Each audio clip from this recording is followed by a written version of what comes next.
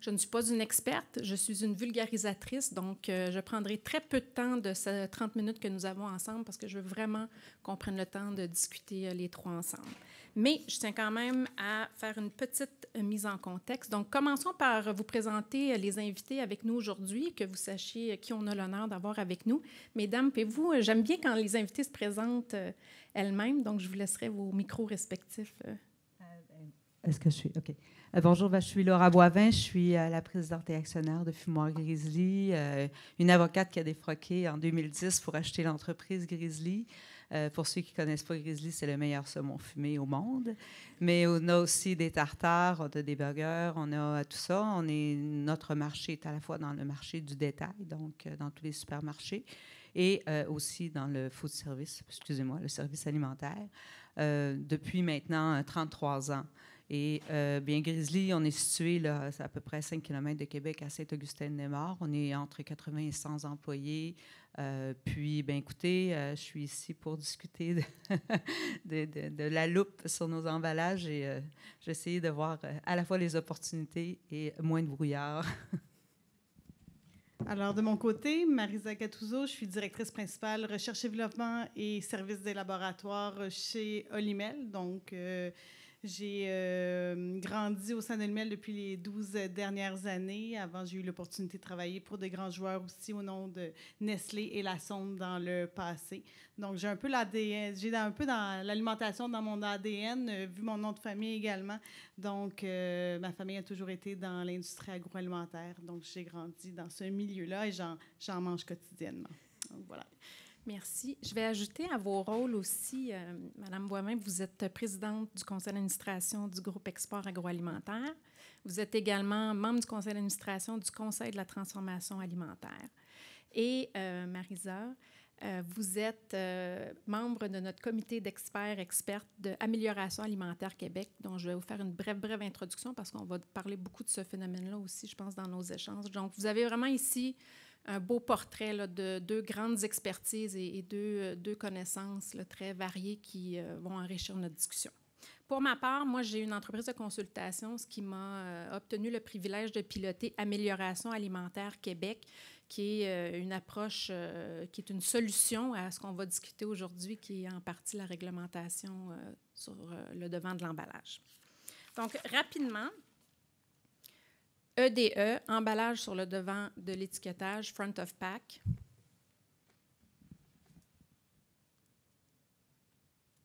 C'est bien le piton vert qu'il faut peser? OK, oui, OK, parfait.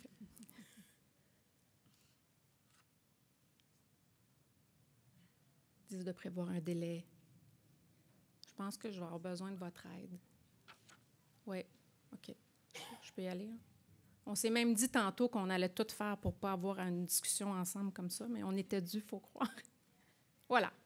Donc, le consommateur ne sait pas trop encore que ça s'en vient, mais l'industrie, oui. Puis, un des échanges qu'on va avoir, c'est combien de temps qu'il nous reste. Donc, pour ceux dans la salle, parce qu'au Québec, on en parle un peu plus, on sait, mais on a des gens dans la salle qui viennent d'un peu partout. Le panel va être en français, je ne l'ai pas dit en introduction, mais on pourra, là, on restera après. Là. For those who speak English, we can talk after this panel. It will be in French. Alors, EDE, son petit surnom, est entré en vigueur à l'été 2022. Et la conformité doit être prête pour le 1er janvier 2026. Il reste donc 19,5 mois pour que les entreprises se conforment. C'est à la fois les entreprises d'ici, du Québec, du Canada, mais aussi si vous vendez vos produits sur le territoire canadien, ça s'appliquera également à vous. Donc, c'est un symbole nutritionnel sur le devant de l'emballage, la loupe, comme on aime bien l'appeler, pour les produits préemballés, contenant un seuil particulier des éléments nutritifs préoccupants, gras saturés, sucre, sodium. Alors, pourquoi EDE?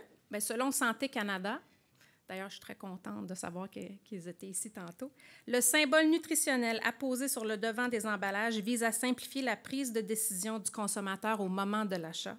Le symbole vise à fournir une référence claire, facile et rapide pour identifier les produits alimentaires à teneur élevée en sodium, sucre et gras saturés. Vulgariser C'est donc réduire les risques pour la santé en évitant la consommation excessive de ces produits.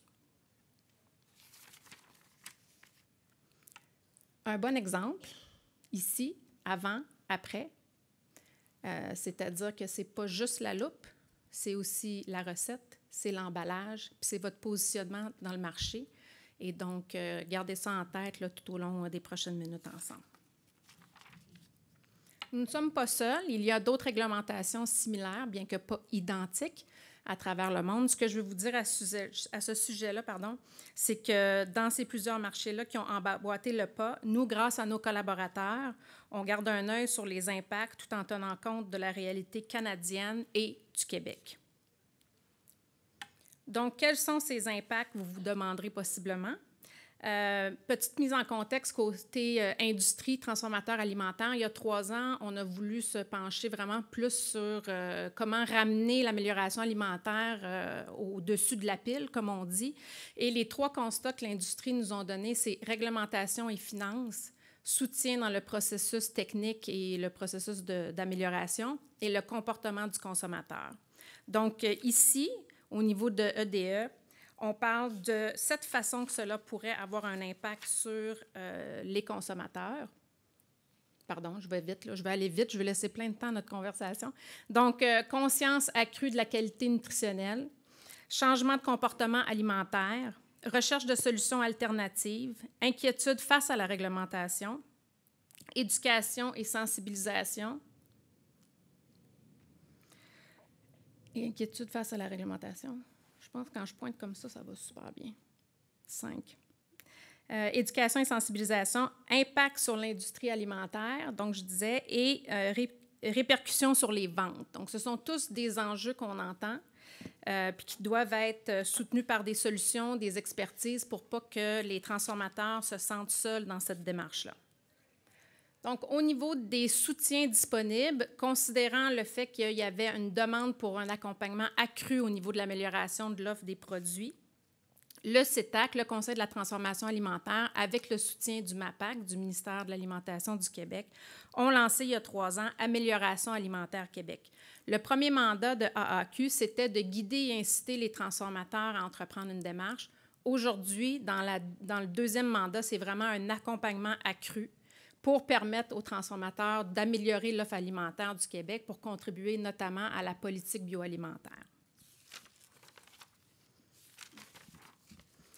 Rapidement, ce sont les collaborateurs avec lesquels nous avons commencé, je dis bien commencé parce qu'on souhaite toujours en avoir plus, c'est pour vous donner une idée de la qualité des gens avec lesquels on travaille pour pouvoir offrir un soutien du début à la fin du processus. Donc, comme je disais tantôt, oui la recette, oui l'emballage, puis tous les besoins entre les deux pour vous amener en tablette avec une offre améliorée. Rapidement, parce qu'on est soutenu par le MAPAC, grâce à eux, ce projet voit le jour, mais n'hésitez pas au kiosque 933 à aller voir l'équipe qui peut vous donner des informations sur des programmes de subvention extrêmement pertinents qui peuvent faire la différence entre entreprendre une démarche seule ou entreprendre une démarche avec un réseau financier qui peut vous soutenir.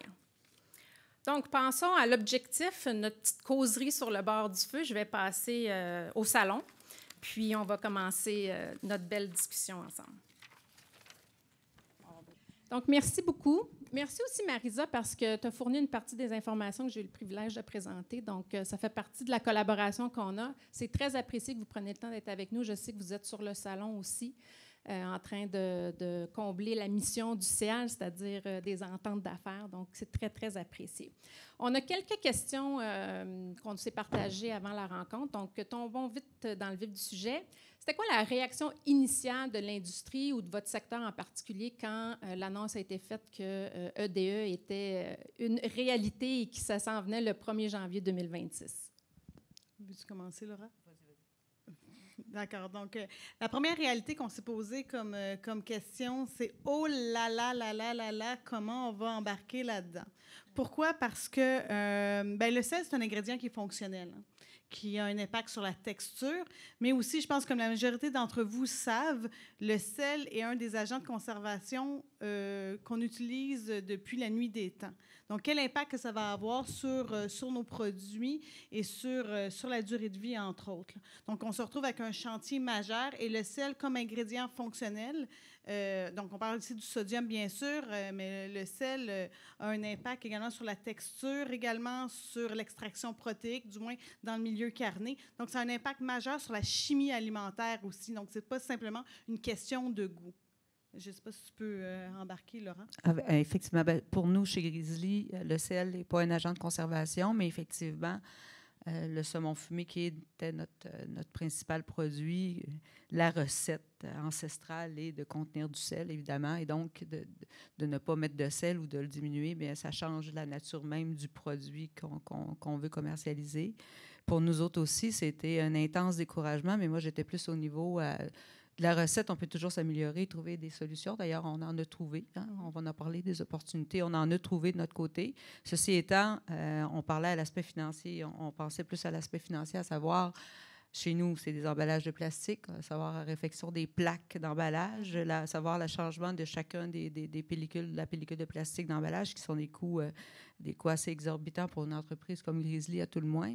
Et puis, on a près de 60 SKU là, différents dans différentes épiceries et un peu partout. Donc, ça veut dire que chacun des emballages doivent être changés pour moi. Puis, à plus large vision, je vais vous dire, j'avais une préoccupation en tant que mon passé d'avocate.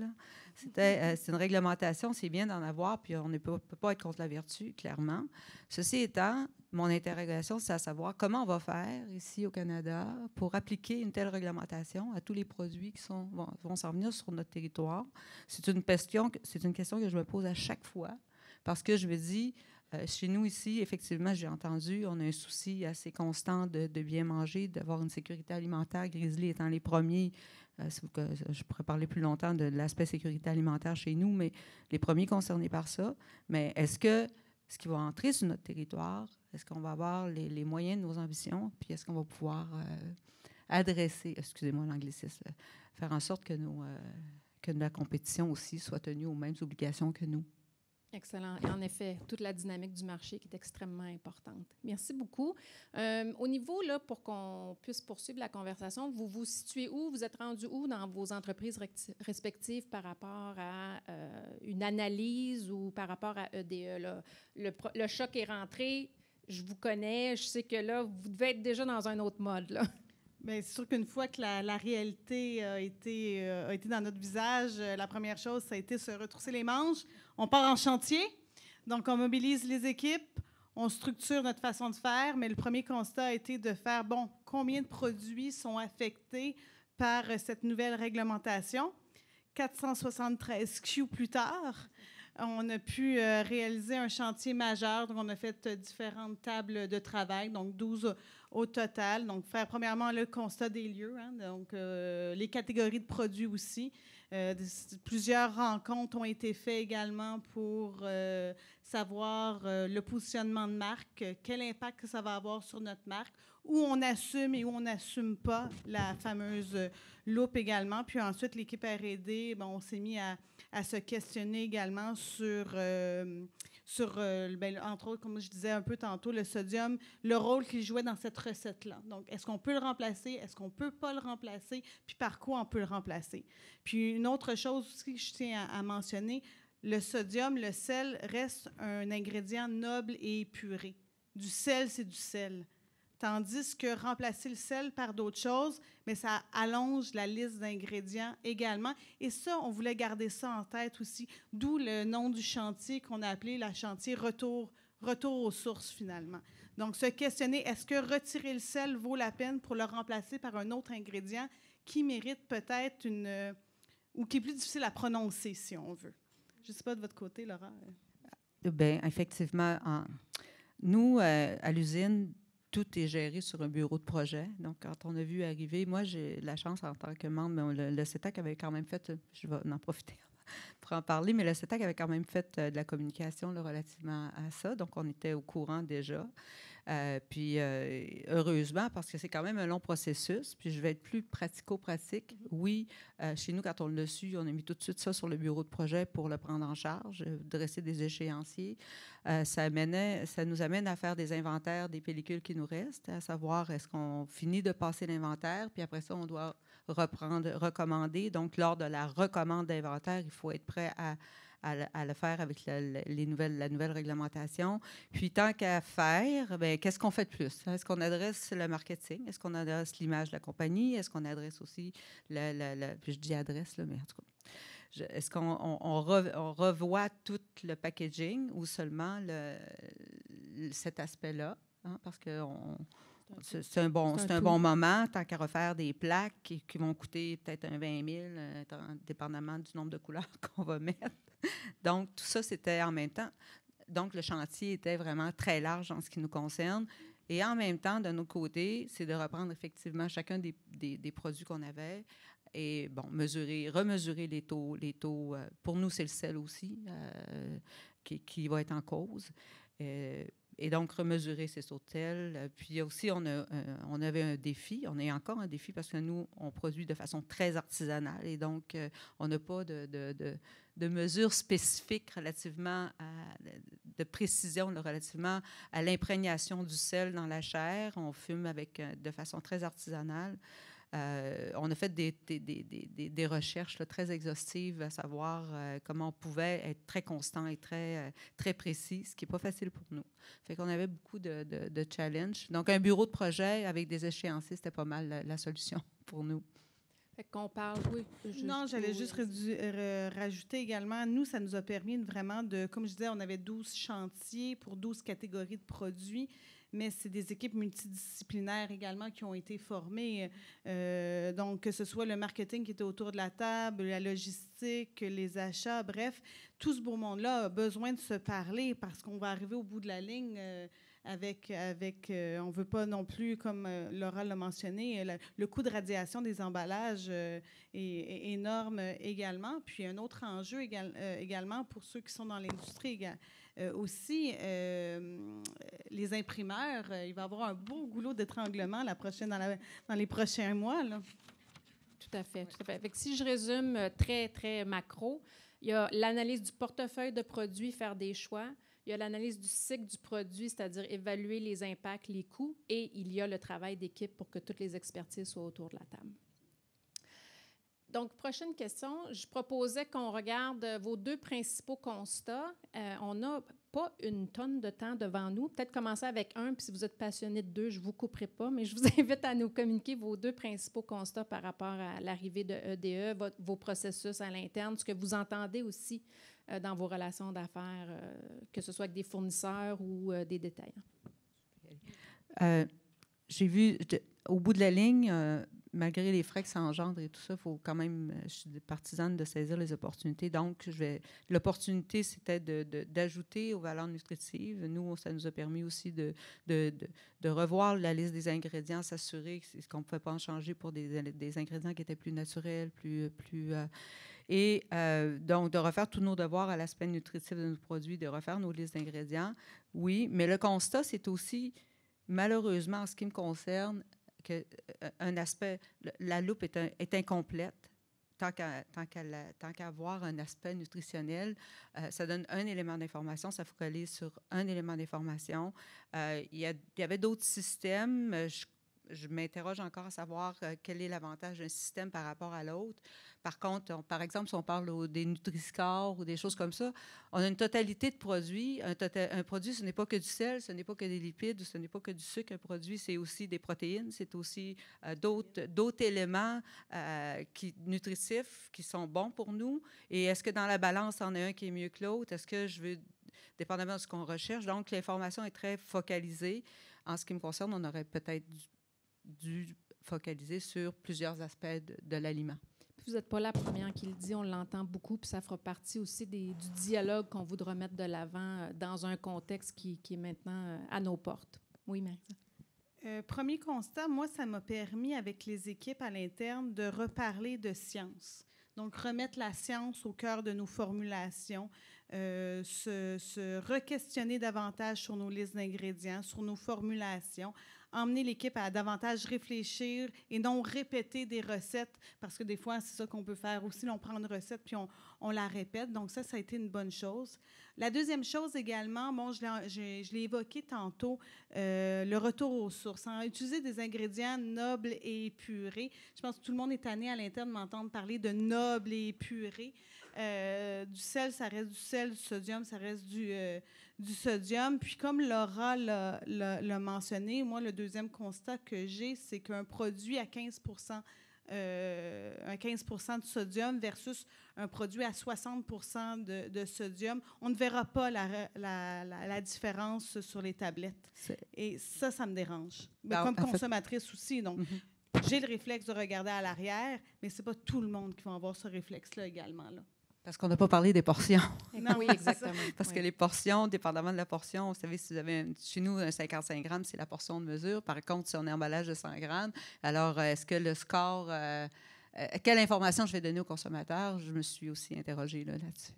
Oui, tout à fait. C'est la partie de la complexité qu'il faut décortiquer.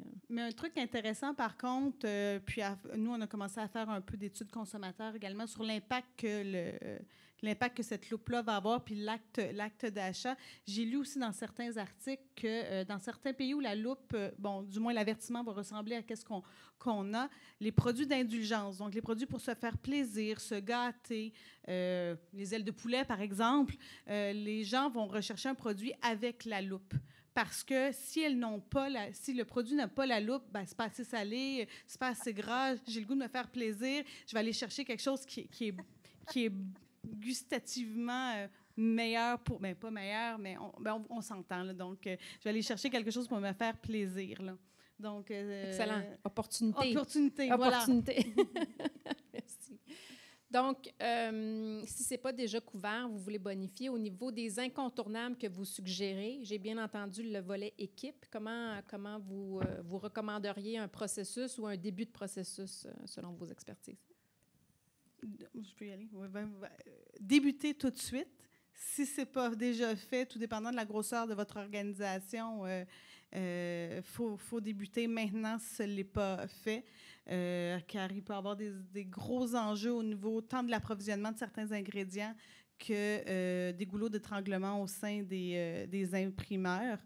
L'année 2025 va être assez charnière.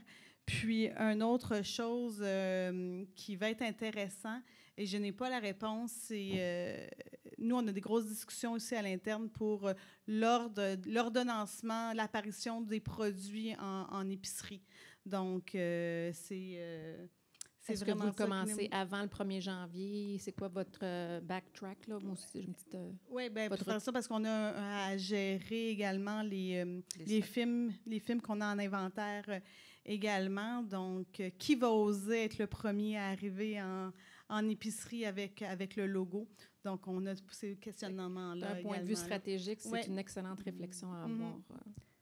En fait, la meilleure solution, c'est de faire un plan d'attaque, de se faire un plan de match, de voir une gestion efficace. Hein? On dresse des échéanciers. Quand est-ce que je finis telle pellicule? Quand est-ce que je recommence l'autre? Parce qu'on veut éviter le gaspillage. Qu'est-ce que je veux revisiter là-dessus? Est-ce que je revisite mes valeurs seulement l'aspect? Est-ce que je peux changer la recette de façon à la rendre conforme, améliorer la recette? Et si oui, sur quel produit je peux le faire? Tout ça, ça nécessite d'être vraiment, en tout cas, dépendamment du nombre de produits qu'on a sur l'étalage, évidemment. Chez nous, ça ne sera pas d'attendre que la compétition le fasse, parce que peut-être que la compétition ne sera peut-être pas vérifiée tout de suite en rentrant, mais ça va être plutôt de le faire pour éviter le gaspillage, parce que, écoutez, je répète que ça coûte cher, tout ça. Donc, d'éviter le gaspillage, on va essayer de faire en sorte de le faire au fur et à mesure du renouvellement de nos inventaires puis du renouvellement des plaques par produit. Donc, ce qui gère, c'est vraiment les stocks d'inventaire. Très, très intéressant. Vous captez tout ça, vous prenez des notes. Je vois qu'il y en a qui prennent des notes, c'est excellent. Il paraît que c'est filmé aussi, là. Je ne sais pas, ça va être diffusé où, mais... Alors, avant-dernière question de notre très intéressant échange. Les fameuses erreurs fréquentes, pas obligé de dévoiler les vôtres, celles que vous avez entendues, tu sais, demander pour un ami, puis comment peut-être les éviter. En fait, nous, les erreurs fréquentes, ce que je dirais, c'est tant qu'à faire, vérifions donc, quand on développe des nouveaux produits, c'est des choses qu'on devrait tout de suite regarder. Hein. Est-ce que je peux remplacer tel ingrédient par un autre ingrédient? Est-ce que moi, je peux faire pour réduire mon taux de sel? Est-ce que je pourrais utiliser... nous, on a travaillé avec l'INAF, on a travaillé avec l'Université Laval pour, par exemple, mesurer combien de temps, quelle température le sel va imprégner. Parce qu'on ne travaille pas juste ça, on ne travaille pas avec des morceaux de bois. Là, on travaille avec des différentes espèces de saumon, tout est différent. La température compte sur l'imprégnation du sel. Nous, on utilise du sirop d'érable pour couper le sel. Ça empêche le sel de rentrer dans la chair. Bon, bien, combien de temps je le mets? Tout ça, on a fait des études très, très poussées, ce qu'on n'avait pas parce qu'on était des artisans à prime abord. Mais aujourd'hui, dans le développement des nouveaux produits, c'est des choses qu'on va tout de suite mettre de l'avant, puis on va tout de suite adresser les valeurs nutritives dès le départ pour éviter d'avoir à faire nos devoirs plus tard. Très bien, très bien. De votre côté? Les erreurs fréquentes, c'est surtout les mythes et les légendes. Me faire dire, ça se fait pas. Ça se fait pas. On l'a déjà essayé. Oui, tu l'as déjà essayé en 97. C'est bien intéressant, sauf que la science a évolué, les choses ont évolué, nos procédés ont changé également. Les ingrédients fonctionnels sont davantage évolués encore. Donc, comme je l'ai dit souvent, c'est tout le temps comprendre, remettre la science au centre de tout, comprendre ce que l'on fait, non répéter également. Donc, très bien. Pas mal ça. Très bien. Alors, dernier point pour notre échange qui malheureusement se conclut. Votre conseil aux dirigeants, parce qu'on parle à des dirigeants comme celle qu'on a avec nous sur scène, vous êtes dans la salle, ce serait quoi votre conseil? Laura, tu es dirigeante, donc ton conseil? Nous, chez nous, pour tous les projets qu'on a, c'est facile de dire, on va y aller, on va faire ça sur le coin d'une table, peu importe à la cafétéria. Par contre, si on ne gère pas de façon efficace nos projets, il n'y a rien qui arrive. Il faut faire en sorte que les choses arrivent. Puis, dans la to-do list le matin, ce n'est pas nécessairement toujours les premières choses qui sont les plus intéressantes. Fait que des fois, on les tasse puis on ne les fait pas. Fait que si on veut développer des nouveaux produits, si on veut innover, si on veut gérer des chantiers, comme tu le dis si bien, de cette nature-là, il faut avoir une certaine structure. Chez nous, chez Grizzly, on s'est doté d'une structure. C'est pour ça qu'on peut innover. C'est pour ça qu'on a pu prendre en main nos projets et faire en sorte que les choses arrivent. Puis l'autre chose que je dis tout le temps, il ne faut pas avoir peur d'essayer. Il faut aller de l'avant. Puis c'est pas grave de se tromper. Là. Très bien, très bien. Chez vous? En réalité, c'est exactement ce que j'allais suggérer. Donc, une rigueur, une organisation hors pair, puis des suivis constants pour être sûr que les choses soient faites. Et en gros, la communication inter-équipe également. Là, on ne travaille jamais en silo. L'action que je pose aujourd'hui va avoir un impact sur un autre département et vice-versa. Puis souvent, ça, c'est mitigé. Donc, comprendre que, encore là, on travaille tous pour la même organisation, on est tous dans le même bateau. Donc, voilà. Très bien, très bien. Le temps qu'on conclut, je mets quand même, parce qu'on n'a pas eu le temps de tout couvrir, puis on n'a pas pu vous parler de toutes les solutions qu'on essaie de mettre de l'avant, notamment avec l'excellent feedback que vous nous donnez aujourd'hui, qu'on entend aussi au sein de vos homologues dans l'industrie. Mais il y a une destination qui s'appelle bonpournous.com où on met, au fur et à mesure qu'ils sont développés ou qu'ils nous sont communiqués, les solutions pour vous accompagner là, dans les démarches d'amélioration.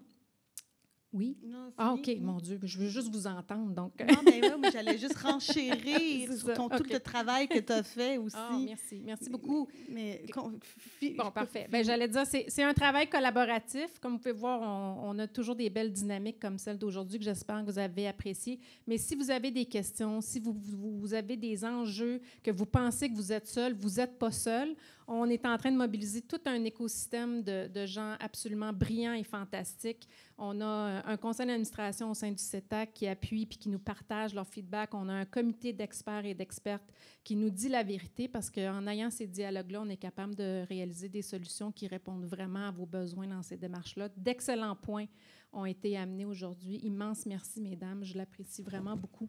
C'est vraiment un travail de groupe collectif. Merci de l'invitation. Et... On a coupé les micros. Il nous reste 50 secondes. Je voulais juste simplement mentionner que sur le site justement de l'AAQ, il y a des chemins pas à pas qui peuvent vous accompagner également dans la reformulation de vos produits, dans les questionnements à avoir également. C'est excessivement bien fait et c'est basé, entre autres, nous, grandement, c'est le genre de questions qu'on a utilisé. Donc, c'est vraiment un chemin qui vous accompagne pour éviter justement d'oublier certains points lors de la reformulation des produits. Tout à fait. Parmi les constats que je vous ai nommés, il y avait le fameux par où commencer. Donc, avec une vingtaine d'experts et d'expertes, on a développé le parcours du produit amélioré pour 14 premières catégories, parce qu'on ne peut pas toutes les faire, mais allez consulter, ça vous donnera une bonne idée là, si vous voulez voir étape par étape comment réfléchir à certains points.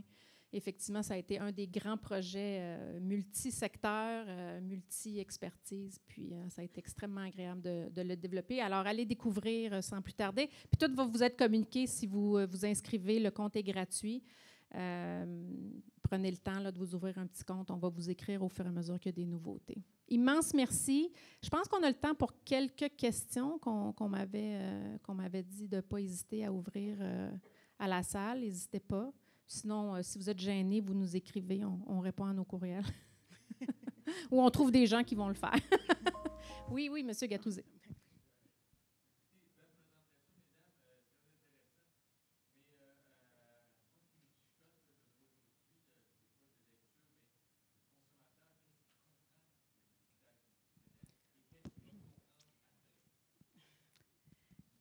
Il y a une statistique que j'aurais voulu dire, puis je ne l'ai pas dit, là, c'est 60 actuellement, là, semble-t-il, c'est 60 des produits québécois qui vont se retrouver avec une loupe, là, si on n'améliore pas notre offre.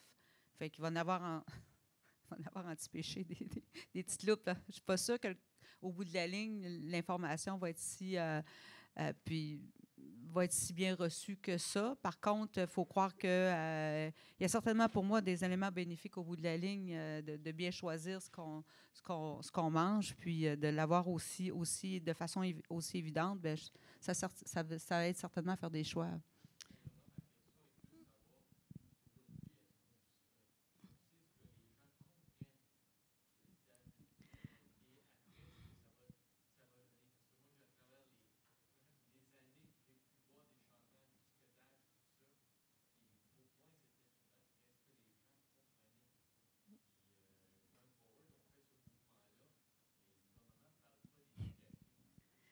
Ben, c'est exactement. J'allais vous répondre, monsieur.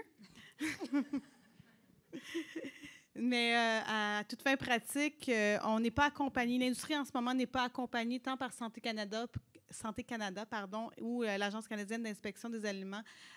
Donc, il n'y a pas de communication, de plan de com qui a été établi pour l'instant dans les informations que nous avons reçues. Je ne sais pas du côté du CETAC non plus ou de l'AAQ. Mais j'ai une petite bonne nouvelle. Oh! Je ne pensais pas scooper ça aujourd'hui. Pour ceux qui sont restés, merci d'avoir le scoop.